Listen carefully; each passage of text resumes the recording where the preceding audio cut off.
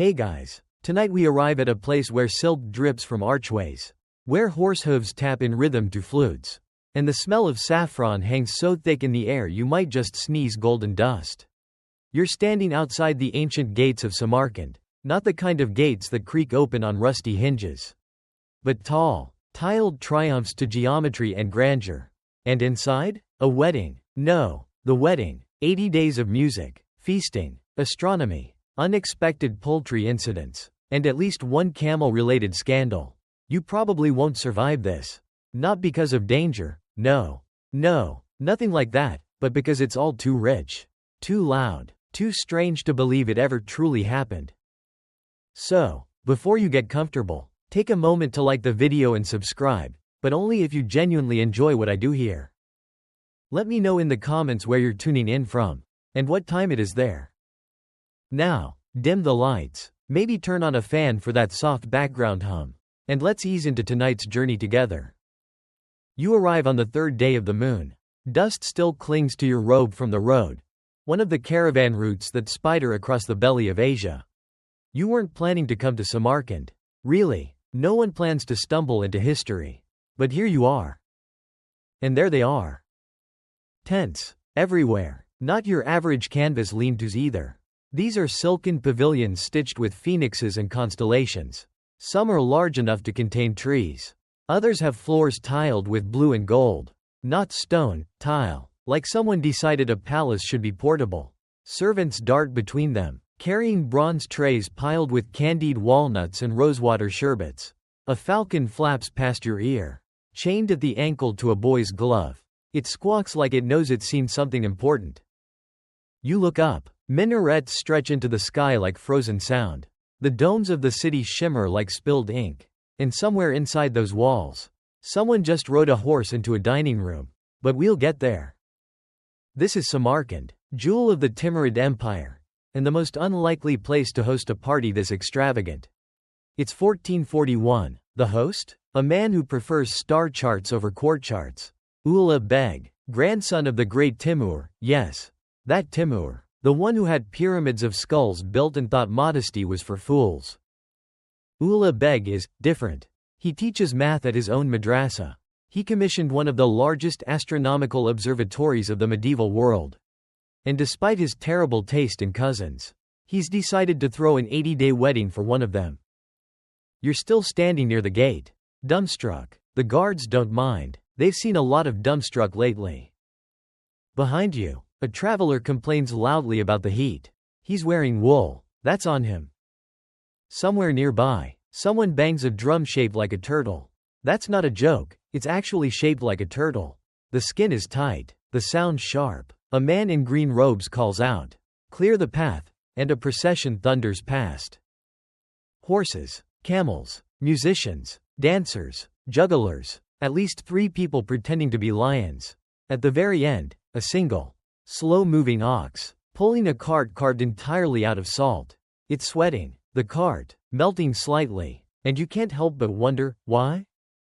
Historians still argue whether this was a reference to hospitality, sacrifice, or simply someone misreading a very elaborate guest list. Whatever it meant, it was photographed in words by multiple chroniclers, some of whom also mention the cart collapsing before it made it to the main courtyard.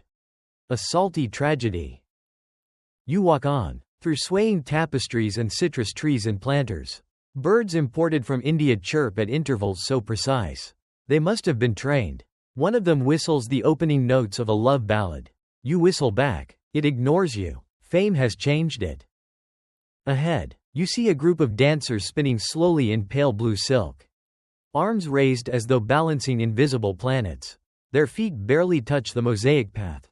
It's unclear if they're professionals or just very enthusiastic guests. Either way, no one's stopping them. And then, finally, you catch sight of the central pavilion. It glows in the late afternoon light. Sheets of golden thread shimmering on the fabric like fireflies frozen mid-flight. The entrance is shaped like the crescent moon, and above it flies a banner bearing the house of Timur, except embroidered upside down. Apparently, the tailor was nervous. You step closer. The ground here is covered with a kind of felt you've never seen before, dense, dark, soft underfoot like walking on fresh clouds. Inside, the crowd hushes. A horn sounds. Then another, deeper and more somber. You see the bride and groom for the first time, framed by floral arches and what appears to be a wall of pomegranates. The bride wears 12 veils. The groom wears 17 rings. You wonder how he claps. He doesn't. He nods once, solemnly. You don't know their names yet. Not many people do. The chroniclers focused more on the banquet menus than the newlyweds. But their union will spark celebration, scandal, and poetry competitions unlike any Samarkand had seen before or after. And you, somehow, have a front row seat. You barely sleep that first night, not because you're not tired, but because how can you possibly sleep when someone just paraded a goat dyed entirely blue past your tent? And the goat was wearing shoes. Silk ones, with bells. By the time dawn paints the minarets gold, you're already outside again, drawn toward the scent of cloves and toasted flour drifting from massive copper ovens. You follow the aroma like a cartoon character until it deposits you at the heart of the royal kitchens, where steam rises like battlefield fog. Today, you're going to meet the groom. But first, a word about royal pastry. Huge discs of bread, golden and puffed, are pulled from tandoors and stacked like shields. Chickpeas simmer in enormous pots the size of water troughs. There's a man whose only job seems to be gently brushing rosewater over candied lemons. He looks tired. You nod at him respectfully. He nods back, as if to say, "This is only day 4.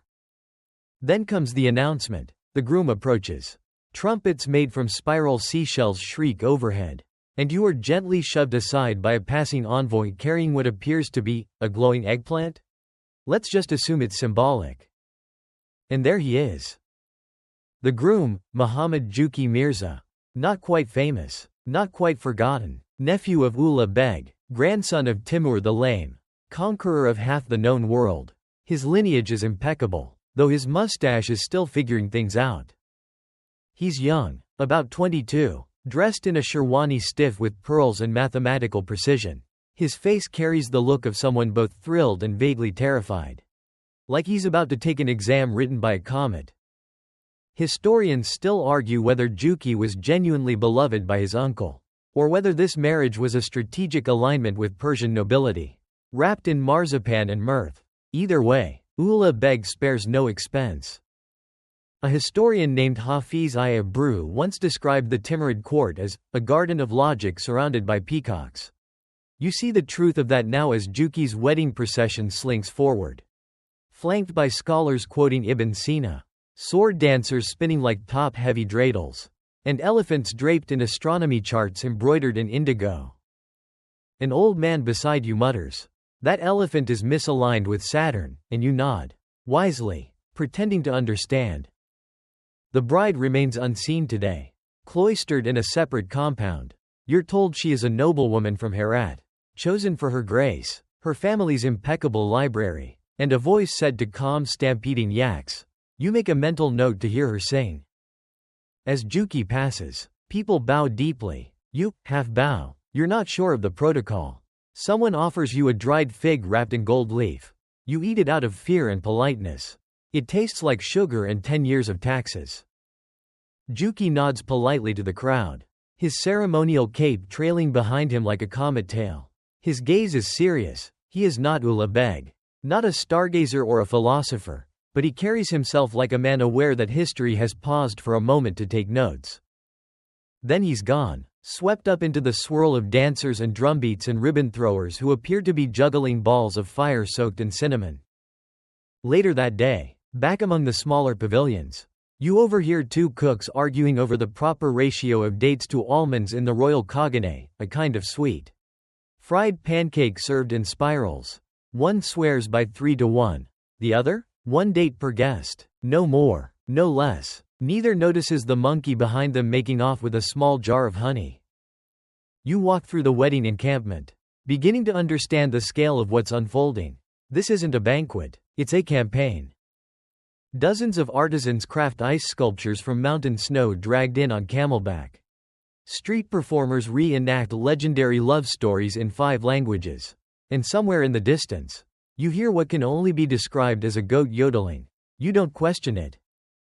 By sunset, a hush falls over the central square. Ulugh Beg himself emerges, not in his royal robes, but in the modest scholar's coat he prefers.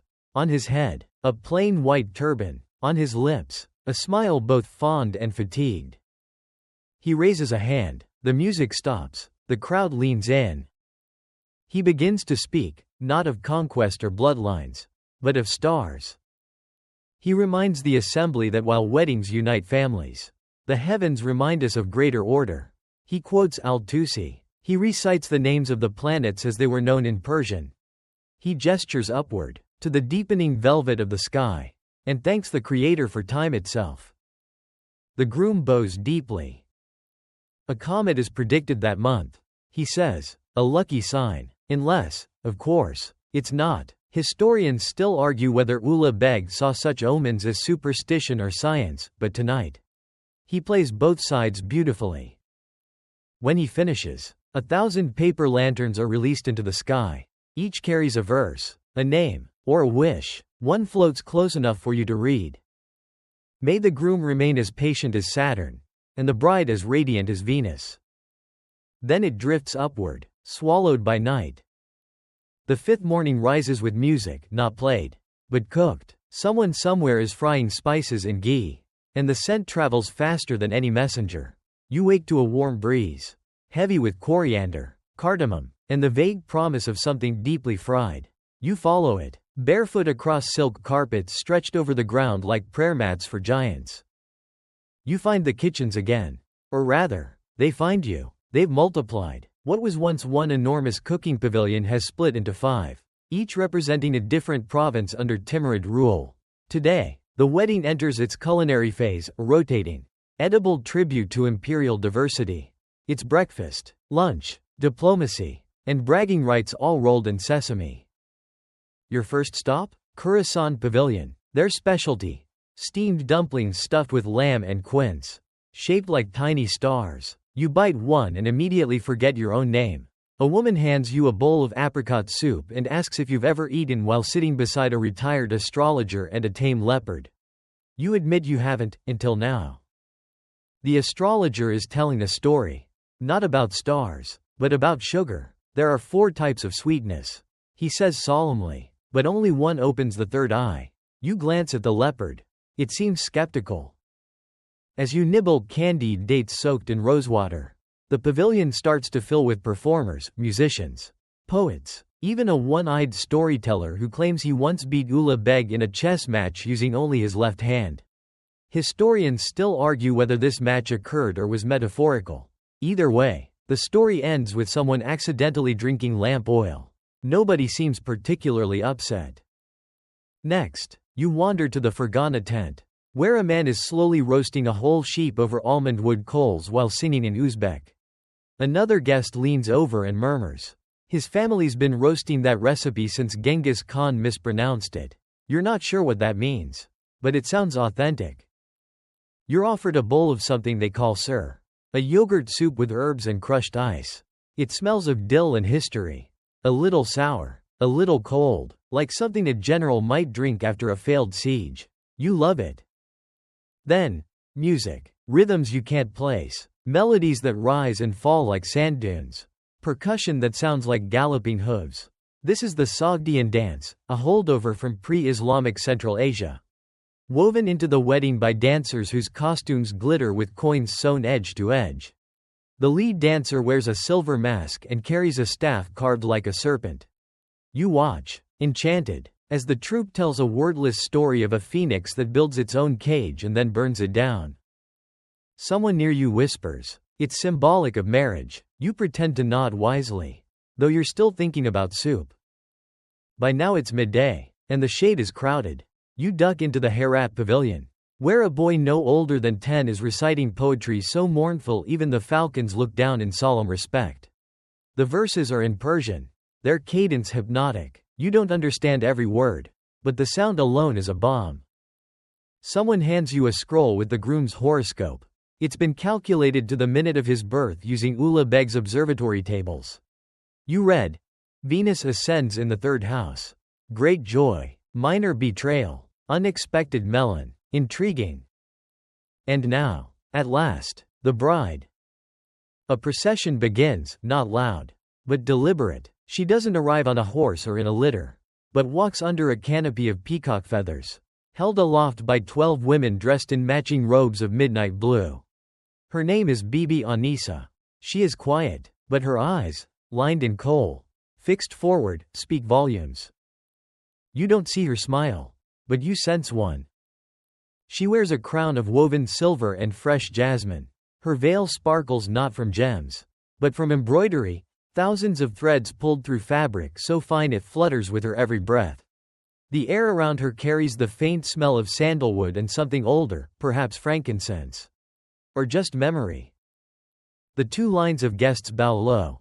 You follow suit. When she passes, the musicians switch to a softer mode. No drums, just flutes, low and sweet, like the wind singing lullabies to the stones. At the center of the encampment, a platform has been raised.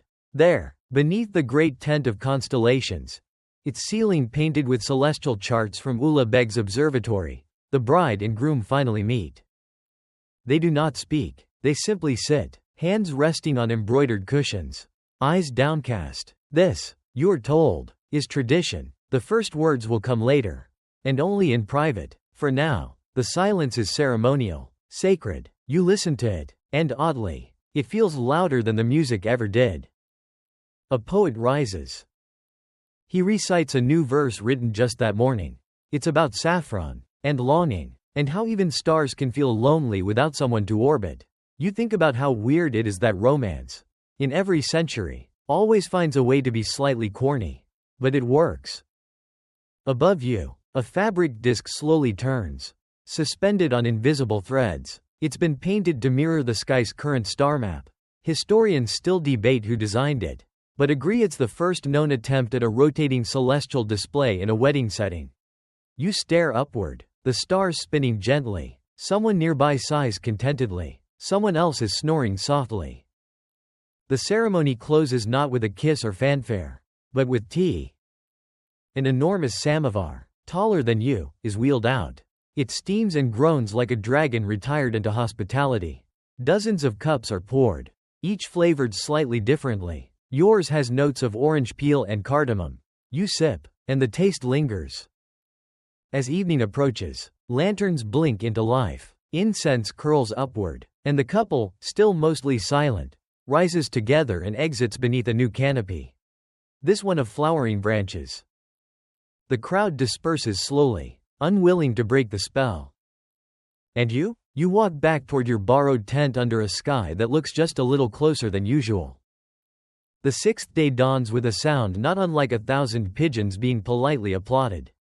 You blink awake, confused, until you realize it's the wedding falconry tournament, and yes, there is such a thing. Because when you're a timid prince getting married in a month-long festival funded by a man who charts planets for fun, you don't just hire jesters. You train raptors. You find yourself standing near the edge of the royal hunting grounds. A wide swath of steppe cordoned off by silk banners and cedar stakes. Guests gather under fringed awnings, nibbling on sugared almonds as falconers, some old, some barely out of childhood, unfurl leather hoods and whistle sharp notes that cut the air like tiny scimitars. A bird launches skyward, its wings slice through the morning light. Somewhere out over the grasses, a hare makes a tactical error. You look away. Nature is not polite. Next to you, an elderly woman in a hat made entirely of peacock feathers murmurs. My grandson once trained a hawk to fetch pomegranates. You wonder if that's impressive or slightly terrifying. Today is about sport, honor, showmanship, and subtle one-upmanship between nobles pretending they're here for love and unity when they're absolutely here to outshine each other's birds. You spot Prince Baesungher, a cousin, raising his wrist in the practiced pose of someone who's done this in at least 3 paintings. His falcon is white with red jesses and looks bored. It flies anyway, like a knight reluctantly attending brunch. Each successful strike is met with cheers, music, and the occasional release of flower petals from above. Yes, someone has been stationed in a tree with sacks of petals. Historians still argue whether this was a practical role or a form of punishment for losing at court chess. Lunch is served in bento box-styled trays made from carved walnut wood. The pigeon pâté is, frankly, suspiciously timed, but delicious. You eat cautiously, out of respect. Afternoon brings a change of pace. You're invited to the Hall of Puzzles, a temporary structure where scholars and entertainers mingle. The tent flaps are embroidered with geometric riddles. And inside, the mood shifts. It's quieter here, cooler. Guests speak in low tones, poring over scrolls, balancing cups of sherbet while trying to solve logic games painted on ceramic tiles. This is Ulugh Beg's domain. His version of wedding games doesn't involve tossing garters. It involves reconstructing Babylonian star charts while sipping melon juice. You sit with a boy no older than 8 who calmly solves a riddle involving 9 camels and 4 dishonest merchants. He wins a bracelet of jade beads. You win humility. A bearded scholar with spectacles carved from polished quartz waves you over. Do you know, he says, that in this region, the falcon was once believed to be the guardian of human sleep? You didn't know. You pretend you did. He explains that certain birds, if dreamed of on wedding nights, were thought to guarantee fertile seasons and peaceful winters. Others? Divorce. The pigeon? Ambiguous. Outside, the falconry has ended, and performers take over the open fields. Acrobats walking on stilts shaped like elephant legs. Fire breathers creating temporary constellations in the air. One juggler balances 3 golden bowls, each filled with yogurt and crushed pistachios. You realize if he fails, someone's carpet will suffer. You wander off, seeking quiet. At the edge of the camp lies a shaded garden built just for the event. It didn't exist last week. Now it blooms with red tulips, imported cypress trees, and shallow pools reflecting crescent moons carved into their marble bottoms. You sit. A soft wind rustles through date palms. Somewhere nearby, a musician plucks a sitar, each note trailing like incense through time. And here, under the shade, you overhear a conversation between 2 women. Not loud, not gossip, just soft musings on the bride. She smiled during the tea ceremony. One says, "No," the other corrects gently. She almost smiled. They agree this is a good sign. You wonder if all royal weddings are narrated like birdwatching. Spotted. One rare expression. Briefly. As dusk approaches, the camp begins to stir with a new energy. Not the revelry of the earlier days. This is something deeper, more focused. Tonight is the wedding contract, the formal signing, witnessed by elders, religious scholars, and, unofficially, half the city, all peeking through silk screens and decorative lattices. You stand at a respectful distance as Ulugh Beg enters the ceremonial tent. Surrounded by qadis and notaries, the groom stands quietly beside him, eyes lowered. The bride appears, veiled, flanked by 2 elder women who carry her family's scrolls, records of poetry, lineage, and lands owned before lands had maps. A silence settles. You feel it in your teeth. The contract is read aloud in Arabic and Persian, blending legality with verse. Lines from the Quran are quoted, but so too are lines from Ferdowsi, Rumi, and, briefly, a comic poet from Bukhara who once rhymed socks with box of rocks. He's beloved, if not strictly relevant. The final line, with ink. We bind 2 souls with gold. We honor the binding. The pens are dipped, the signatures made. A servant lights frankincense, and then a dove is released. It flies in a loop, lands on a rafter, defecates. Everyone claps. Historians still argue whether that dove was trained. Most agree it was very well fed. You return to your tent in silence. Not from boredom, but awe. This wedding, now truly official, has shifted into a new gear. Tomorrow, the games begin. The 7th morning arrives with a clang. Not a gentle gong or flute trill, no. This is iron on bronze. Hammered rhythmically, insistently. You sit upright inside your tent, heart thudding, convinced the Mongols have returned. But then you hear laughter, cheers, and the unmistakable chant of a crowd in anticipation. It's the day of contests. In other weddings, contests might mean tossing bouquets or breaking piñatas. Here in Samarkand, under the eye of Ulugh Beg and a sky wider than reason, it means mounted archery, wrestling, poetry duels, and a surprisingly intense game involving cucumbers and honor. You rush out to the main field, where a wooden grandstand has been assembled seemingly overnight. Silk canopies flutter in the wind like tethered birds. Nobles, scholars, traders, and cooks all crowd in, craning for a view. Some carry baskets of cherries and plums. Others have brought tiny dogs or even smaller relatives perched on shoulders. The contests begin with bizkashi, a game best described as rugby on horseback, but with fewer rules and a goat carcass. Teams from Khorasan and Bukhara clash, hooves thundering, turbans askew. You're told the game is about teamwork, strategy, and brute strength, though it mostly looks like chaos in expensive boots. Still, there's beauty in it. The horses gallop like thunderclouds, riders leaning low, shouting in dialects that blend into wind. One rider somersaults off, lands on his feet, and bows. You suspect this was unintentional, but the crowd adores it. Later, in a roped-off circle of carpets, wrestlers oil their bodies and square off. The rules are simple. Touch the ground with anything but your feet, and you lose. Their muscles gleam like carved walnut. A hush falls before each match. When it ends, there's polite clapping and bets discreetly exchanged. Next, the cucumber duel. This, you learn, is ancient. Two men ride at each other holding long cucumbers like lances. Whoever's cucumber breaks loses. No horses are harmed. No dignity remains. The audience laughs, but also watches with rapt attention. It is, inexplicably, very tense. Someone whispers, "Last year, a man imported an Armenian cucumber grown with goat milk. Won every match." You glance at the current champion. He carries his cucumber in a velvet pouch.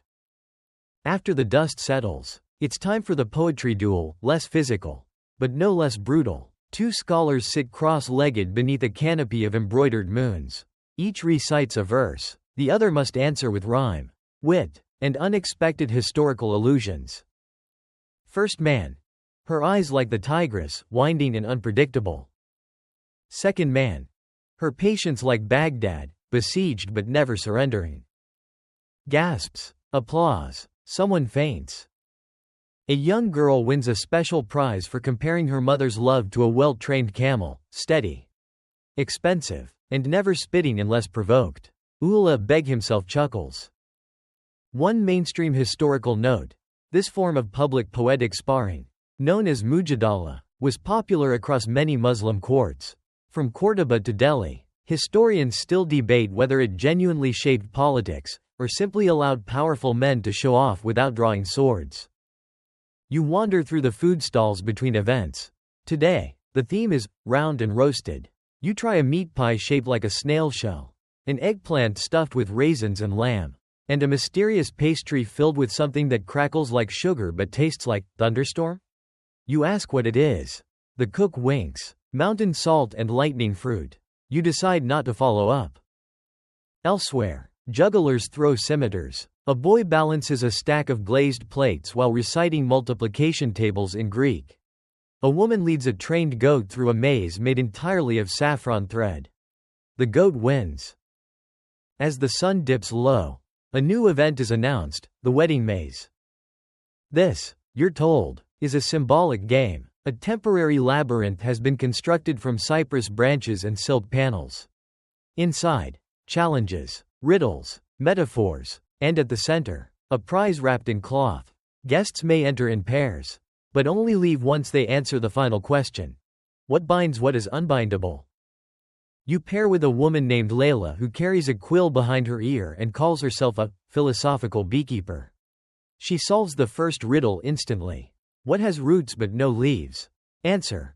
Language. The second takes longer. You argue whether dreams are edible. She insists yes.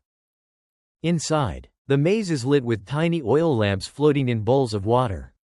Scented smoke guides you forward. Occasionally, mechanical birds chirp phrases from old Sufi poems. It's charming, slightly unsettling, like being inside a thoughtful ghost's diary. At the center, You reach the prize. A scroll and a mirror. You read the question. You both answer simultaneously. Memory. The mirror reflects you both. Slightly distorted. Layla smiles. That night, the maze burns. Not in panic, but in celebration. Guests gather as musicians strike up slow, haunting melodies. Attendants light the cypress walls one by one. The flames dance. Controlled, ritualistic. Smoke curls skyward, carrying the day's games with it.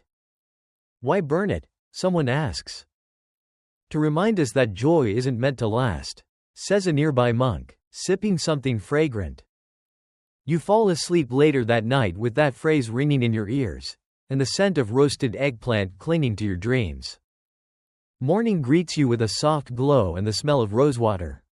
The 8th day begins not with clangs or contests, but with something gentler, the festival of bathing. It's a quieter affair, but no less ceremonial, and surprisingly crowded for an event that revolves around hot water and communal steam. You find yourself ushered toward the royal hammam, one of several bathhouses built just for the wedding weeks. This one is reserved for honored guests, visiting poets, distant cousins, and people who once gifted Ula Beg an unusually accurate hourglass. Outside, musicians play slow rhythms on frame drums.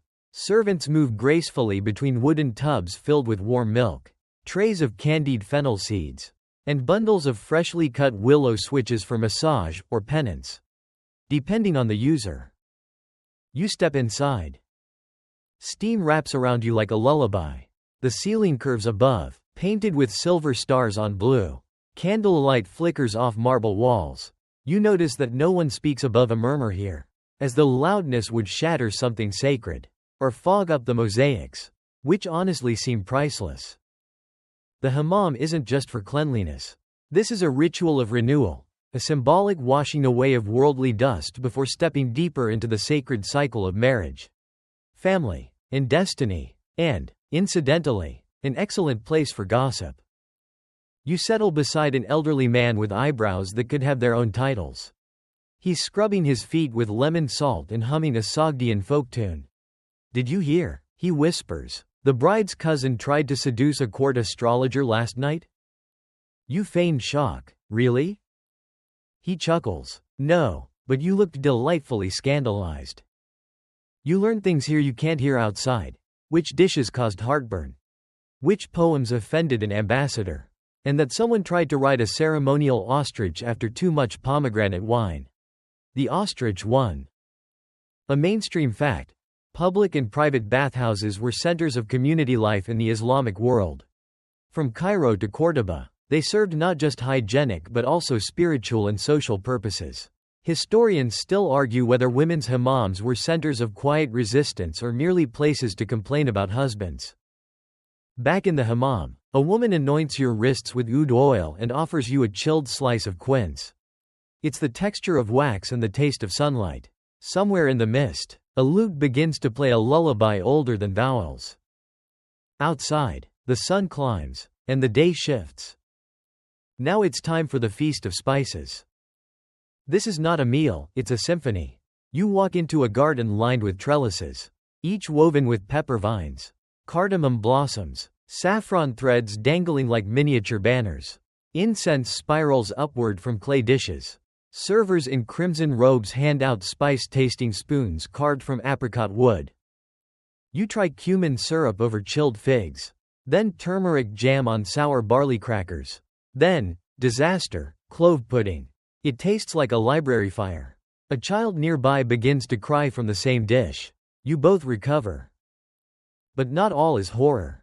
Some things dazzle. Cinnamon glazed quail. Coriander leaf tea. A thick stew from Querzum said to contain 37 identifiable ingredients and one the chef refuses to name. Near the center of the feast, a stage has been set for a competition of noses. Blindfolded participants must identify 7 spices by scent alone. The current champion is a blind woman from Nishapur who correctly named nutmeg, fennel, and the exact brand of soap the organizer's wife uses. She wins a silken sash. A traveling spice merchant tells you that saffron was once worth more than gold in Samarkand, used as dye, perfume, medicine, and bribe. You ask if that's true. He smiles. No comment. Later, an emaciated scholar stands on a box and proclaims that coriander was once used in love potions. Then promptly sneezes into his own beard and is escorted gently away. No one claps. You suspect it's part of the act. As evening comes, torches are lit using cinnamon oil. They crackle and smoke sweetly. The air grows thick with perfume, laughter, and a gentle kind of exhaustion that only 8 days of continual beauty can bring. And just when you think it's over, nope. The shadow play begins. On a high silk screen, shadow puppeteers perform an ancient tale of two stars separated by time. Reunited through a cunning camel and a cloud with trust issues. The puppets are intricate, cut from camel hide, dyed with pomegranate ink, their joints articulated with fishbone pins. The story is slow, dreamy, tinged with melancholy. You don't catch all the dialogue, but the meaning seeps in like warm tea. Love delayed, laughter earned, endings that come quietly. At one point, the puppets argue about which spice is best for marriage. Cinnamon, says the male star, for its warmth. Cardamom, the female answers, because it hides bitterness and sweetness. The crowd murmurs in approval. You make a mental note to steal that line. By the end of the play, a soft wind moves through the garden, rustling the spice vines, cooling the cinnamon torches, and making the puppets tremble slightly, as though they too are sighing. You walk back to your tent under a sky littered with stars. Your skin smelling faintly of rosé. Your thoughts gently afloat. Tonight, sleep comes fast, and when it does, your dreams are warm and fragrant, full of saffron threads and whispers through steam. You awake to the muted clang of bronze bells as the ninth day dawns, signaling the start of the equestrian games, a tradition almost as old as the Silk Road itself. You find yourself near a vast, dusty arena ringed with low wooden stands, where nobles and merchants alike gather, their turbans and robes swirling in a kaleidoscope of indigo, marigold, and rust. The morning sun glints off armor polished to a mirror shine, and the distant mountains stand like ancient sentinels, blue and unmoving. Horses snort and paw the earth, their riders clad in leather and silk, faces set with a fierce focus, or a touch of stage fright, judging by the way one contestant nervously adjusts his plume. The games are a spectacle of skill, strength, and style. You watch as riders charge, lance poised, aiming at wooden rings suspended in midair. There's the artful dance of mounted archery, where horse and rider must become one fluid creature. Historians still debate whether these games influenced medieval jousting in Europe or developed entirely independently. An odd detail catches your eye, a jester on a shaggy camel weaving through the crowd, juggling flaming pomegranates while humming an old folk tune. Nobody seems to mind the potential disaster. This is a festival, after all, and chaos here is as welcome as the spice-scented breeze. Between events, you nibble on spiced nuts and dried figs, noting the contrast between the riders' polished show and the roughness of their horses' hooves caked in desert dust. The clamor of the crowd feels alive but not overwhelming, a hum just beneath the buzzing heat. One rider, a young woman disguised as a man, something surprisingly common in Central Asia's frontier societies, catches your attention. She moves with a quiet grace and determination, her eyes gleaming with fire beneath a broad-brimmed hat. Rumors say she is the daughter of a famed falconer, and her skill with the bow rivals any man here, whether she wins or loses. Her presence alone is a quiet rebellion. You learn that horses were prized above all else here, not just for war or sport, but as symbols of status and spiritual connection. Some horses were fed rare herbs believed to improve speed, others had intricate tattoos applied to their flanks. It's a world where a horse can be a lifetime companion, a partner in both ceremony and survival. Later, as the sun climbs higher, the final event begins, the camel race. These lumbering giants burst into sudden speed, and the crowd roars as riders jostle for position, dust flying like golden clouds. You cheer alongside them, caught up in the surprising excitement. An old storyteller leans in and shares a curious fact. Did you know the camel's hump was once thought to be a repository of dreams? You chuckle, imagining your own dreams stored up somewhere between the sandy humps. The day closes with a quiet procession. Horses and camels adorned with garlands of marigold and jasmine. The riders bow to the crowd, their faces flushed and glowing with the satisfaction of a day well spent. You wander back through the bazaar, the scent of roasted lamb and honeyed pastries beckoning. The distant call of a muezzin rises softly, reminding you that even in celebration, time keeps its steady beat. As dusk falls, you lie beneath a canopy of embroidered silk, the sounds of hooves fading into the night. The spirit of the games lingers, a dance of dust and dreams, forever etched into the fabric of this grand wedding. You rise early on the 10th day to witness the grand feast of lanterns, where the night sky itself seems to catch fire with hundreds of glowing orbs drifting upward like ancient spirits returning home. The courtyard is transformed into a shimmering sea of silk banners and glowing lamps, their flickering light casting dancing shadows on carved wooden screens.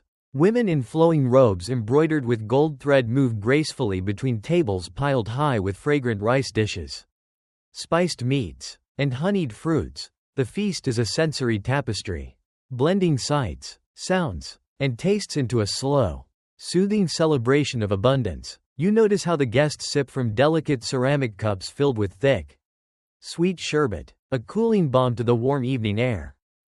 The lanterns themselves are crafted from thin washi-like paper, painted with intricate calligraphy and floral patterns, then carefully lit by children whose faces glow with quiet wonder. Historians still argue whether this lantern tradition was imported via Silk Road traders or evolved uniquely in Samarkand's vibrant mix of cultures. The lanterns symbolize prayers for prosperity and happiness, each flicker a whispered wish floating toward the heavens. As you wander beneath the canopy of light, you overhear a curious tale about a mysterious guest who once released a golden lantern that supposedly guided lost travelers back to the city, a story told with a wink, as if anyone who's spent a night in the desert knows how easily one can lose their way.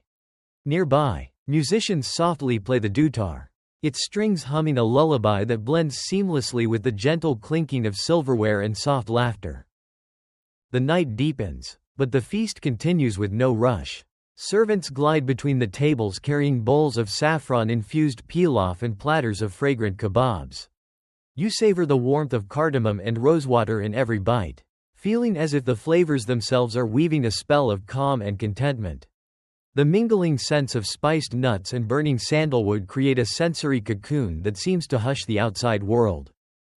Amid the quiet joy, a scholar quietly debates whether such elaborate ceremonies helped forge political alliances as much as they celebrated love, a reminder that even the softest moments carry undercurrents of power. You spot a group of elders exchanging knowing glances, their eyes twinkling with memories of feasts past and futures still unfolding. Finally, you settle onto a plush cushion beneath a wide tent, the lantern glow softening to a golden haze. The cool night air carries whispers of jasmine and distant desert winds, lulling you into a gentle reverie. The Feast of Lanterns is more than a celebration. It's a glowing thread in the rich tapestry of Samarkand's history. A moment of light in the unfolding story of love, power, and tradition. The morning after the Feast of Lanterns dawns with a soft blush of pink and gold. As you find yourself drawn to the bustling market of wonders that springs to life in Samarkand's ancient heart. The air hums with the chatter of merchants and the scent of exotic spices, cinnamon, saffron, and something sharper, like sumac, mingling with the earthy smell of freshly woven carpets and polished copper wares. Vendors shout their wares in a melodic mix of Persian, Turkic, and Arabic tongues, creating a vibrant symphony of sound that carries through the narrow stone alleys. You weave between stalls draped with richly colored silks, their patterns intricate and shimmering, and carts piled high with dried fruits and nuts glistening like jewels. Among the goods, you spot peculiar items like glass bottles filled with strange powders and seeds, some claiming to cure ailments, others promising visions or dreams. Historians still argue whether some of these medicines were genuine remedies or clever tricks played on weary travelers desperate for relief. A storyteller in flowing robes draws a crowd with tales of a legendary merchant who once sold a cloak that could render its wearer invisible, though many in the market wink knowingly. hinting it was more likely a simple trick of light and shadow. You can't help but chuckle softly. The marketplace alive with the same mixture of wonder and skepticism as it was centuries ago. Near a stall selling musical instruments carved from rare woods, a group of children practice a lively tune on a tambourine and a ney flute. Their laughter blending with the rhythmic tapping of a smith hammering copper into delicate trays. You catch a whiff of freshly baked flatbread, warm and crisp, and decide to sample a piece smeared with honey and crushed walnuts, a simple pleasure that feels timeless. As you stroll deeper into the market, you notice the intricate social dance, merchants bargaining with gentle smiles, buyers testing goods with practiced hands, and street performers adding bursts of color and sound. The market isn't merely commerce, it's the living pulse of Samarkand, where stories and goods flow freely and connections are forged. Later, as the sun climbs higher, the heat softens the crowd, and quiet moments appear, like a poet scribbling verses on parchment or an elder sipping sweet tea beneath a woven canopy. You pause to listen, wondering about the countless lives touched by this vibrant hub, each person a thread in the grand tapestry of the Silk Road. As afternoon settles softly over Samarkand, you wander toward the Grand Ulugh Beg Observatory, its towering walls bathed in the mellow light of the late-day sun. The observatory stands as a monument to knowledge and curiosity, where stars and planets were charted with remarkable precision by the renowned Timurid astronomer Ulugh Beg himself. The air here feels cooler, touched by the whisper of the desert wind slipping through the carved stone lattices. Inside, you find a group of scholars in deep discussion, their faces illuminated by the flickering glow of oil lamps and the golden light filtering through stained glass windows. Scrolls and astrolabes clutter their tables, symbols of a quest to understand the heavens far beyond mere superstition. Historians still argue whether Ulugh Beg's astronomical tables truly rivaled those of later European astronomers or if his discoveries remained largely unknown beyond Central Asia for centuries. You lean closer to listen as one elder speaks softly of celestial harmony, likening the movements of the stars to the music of the spheres. A cosmic dance that governs fate and fortune alike. Nearby, a young apprentice traces the paths of planets with a delicate hand, his eyes alight with wonder. The observatory is not merely a place of science but a sanctuary of dreams, where humanity dares to touch the infinite. Outside, the grounds are quiet, scattered with fragrant flowers and the occasional flutter of butterflies, their delicate wings dusted with gold leaf patterns painted by an unseen artist's hand. You notice the exquisite mosaic tiles that decorate the entrance, blue and turquoise, gleaming softly like a pool of water frozen in stone. As the sun dips toward the horizon, the observatory casts long shadows, and you feel the weight of countless nights spent beneath the same stars. Generations of seekers peering upward in hope and reverence. The knowledge born here is a thread connecting past and future, a timeless reminder that even amid feasts and festivities, the thirst for understanding endures. The evening air is thick with the scent of roasting meats and sweet spices as you find yourself drawn toward the heart of the wedding festivities. The sprawling royal tent pitched near the bustling bazaar, silk banners in deep indigo and shimmering gold flapped gently in the night breeze, casting dancing shadows on the ground where servants move silently like ghosts beneath the flickering light of countless lanterns. Inside, the scene is alive with music. The delicate twang of the dutar mingles with rhythmic drumbeats, crafting a melody that sways like the desert dunes outside. Dancers clad in flowing robes of emerald and crimson whirl gracefully, their movements punctuated by the gleam of silver anklets jingling softly.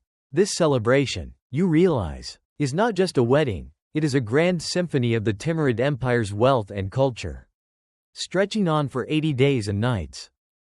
You notice an older storyteller seated by a crackling fire, his voice low and compelling as he recounts tales of mystical creatures said to inhabit the mountains beyond the city, winged horses with coats of stardust, and spirits that guard ancient treasure. Whether these legends are fact or fancy, no one can quite say, but they add an air of magic to the evening's revelry. Among the guests, you catch glimpses of figures both high-born and humble, merchants trading rare silks, poets scribbling verses on parchment, and guards clad in mail keeping a vigilant watch. The air buzzes with excitement and whispered secrets. And somewhere beneath it all, the question lingers: will this grand union truly bring peace and prosperity? Or is it merely a fleeting pageant beneath the eternal stars? As you sip a cup of honeyed wine, the world around you softens into a lullaby of laughter, music, and distant desert winds, carrying you gently forward into the night's embrace. The dawn creeps slowly over Samarkand, painting the sky with hues of pale rose and gold. You find yourself wandering through quiet, dew-kissed gardens where roses and jasmine cling to the trellises, their fragrance mingling with the fresh morning air. The palace grounds, still waking from their nightly revels, seem almost surreal in this gentle light, like a painting brushed by a master hand. Amidst the blossoms, you spy a troupe of musicians tuning their instruments for the day's performances, the haunting reed flute, the mellow tones of the oud, and the rhythmic pulse of the daf drum.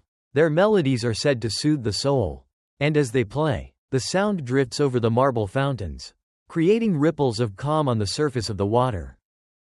You overhear whispers of a curious tradition, the bride's henna ceremony, where intricate patterns are painted onto her hands and feet using a paste made from crushed leaves and fragrant oils. It is believed to bring good fortune and ward off evil spirits, a detail that seems oddly comforting given the political tensions simmering beneath the festivities. Historians still argue whether these henna customs originated in Central Asia or were brought from distant lands. But their beauty is undeniable. Nearby, you see the bride herself, radiant yet contemplative, as she listens to the soft murmur of her attendants. Her eyes flicker with a mixture of anticipation and uncertainty, a reminder that even amid grandeur, the heart's quiet whispers can never be silenced. As the sun climbs higher, the city stirs awake once more, readying itself for another day of celebration. The sounds of laughter and music return, a timeless symphony echoing across the ancient stones of Samarkand. The sun now sits high above the city, casting sharp shadows across the bustling streets of Samarkand. You wander through a vibrant marketplace alive with the chatter of merchants and the colorful display of silks, spices, and ceramics. The scent of cardamom and saffron hangs thick in the air, mingling with the earthiness of freshly ground pigments used by local artisans. This scene is a feast for the senses, a living mosaic of culture and commerce that has thrived for centuries along the Silk Road. Amidst the lively trade, you spot a curious spectacle, a group of storytellers and poets gathering an eager crowd beneath the shade of a great mulberry tree. Their tales, rich with humor and wisdom, weave through the air like the threads of a finely embroidered carpet. You learn that these oral traditions have preserved the histories and myths of the region far longer than any written record could. A testament to the power of human memory and imagination. Scholars still debate the origins of some of these tales, whether they were local creations or gifts from travelers who crossed vast deserts and mountains. Nearby, a craftsman expertly carves jade into delicate amulets believed to protect the wearer from harm. These talismans are popular gifts among the wedding guests, symbolizing wishes for safety and prosperity. You can almost hear the whispered blessings carried by the gentle breeze as they flutter through the market stalls. As afternoon turns toward evening, the city's heartbeat slows slightly, yet the anticipation for the evening's grand banquet lingers like a sweet aftertaste. You take a moment to breathe in the history and humanity interwoven in every corner of this ancient city, knowing the celebration is far from over. The sky softens into hues of rose and gold as twilight descends upon Samarkand, and you find yourself drawn to the grand courtyard where the wedding feast is about to begin. Lanterns hung from intricately carved wooden beams flicker to life, casting dancing shadows on the faces of nobles and commoners alike. The air is filled with the hum of conversation, the clinking of delicate porcelain cups, and the faint strains of a lute being tuned in the corner. This is no ordinary gathering, it is a celebration destined to be remembered for generations. You notice the bride and groom seated on a dais adorned with silken fabrics dyed in rich indigo and crimson, their hands joined as poets recite verses of love and prosperity. Around you, tables groan under the weight of dishes both familiar and exotic, honey-glazed lamb, pilaf infused with fragrant herbs, and trays of sugared almonds sparkling like tiny jewels. The guests sip on rosewater and pomegranate wine, their laughter mingling with the soft crackle of a nearby fire pit. Historians still argue whether such elaborate feasts were commonplace or reserved only for the most elite. But tonight, the line between legend and reality blurs beautifully. As the evening deepens, performers take the stage, enchanting the crowd with dances that tell stories of ancient heroes and mysterious spirits. You catch a glimpse of a juggler balancing flaming torches, a feat that draws gasps and applause. Nearby, children chase each other beneath the moonlight, their carefree joy a quiet counterpoint to the grandeur surrounding them. Amid the revelry, you find a moment of calm beneath an arbor draped with jasmine. The sweet scent mingling with the cool night air. You reflect on the intricate tapestry of human connection woven here, between strangers and kin. Past and present, earth and sky, the celebration continues, a living heartbeat in the story of Samarkand. The dawn creeps softly over the rooftops of Samarkand, painting the city in gentle pastels as the final day of the grand wedding feast unfolds. You stand at the edge of the bustling marketplace, where merchants begin to unpack their vibrant silks and fragrant spices, the scent of cardamom and saffron weaving through the cool morning air. The streets, once quiet under the moon, now buzz with the footsteps of travelers and townsfolk, each carrying stories and secrets from lands near and far. Inside the palace walls, preparations for the concluding ceremonies are underway. Servants in finely woven robes move with practiced grace, arranging fresh blooms and polishing golden vessels until they gleam like captured sunlight. You catch sight of the bride, radiant yet composed, as she glides through the halls, her embroidered veil trailing behind her like a whisper. Her gaze meets yours briefly, a flicker of both excitement and wistfulness in her eyes, a silent question about what lies ahead beyond this day. The final feast stretches beneath ornate canopies, where melodies from the oud and ney float lazily, inviting a peaceful reverie. Plates of roasted quail, jeweled rice, and candied fruits are shared among guests, their conversations dipping into tales of distant caravans and mysterious deserts. Historians still argue whether these feasts symbolized true unity or masked deeper divides within the empire. But here, in this moment, differences dissolve into laughter and shared delight. As afternoon wanes, a gentle breeze stirs the silk banners, carrying with it the faint scent of fresh apricots and wild thyme.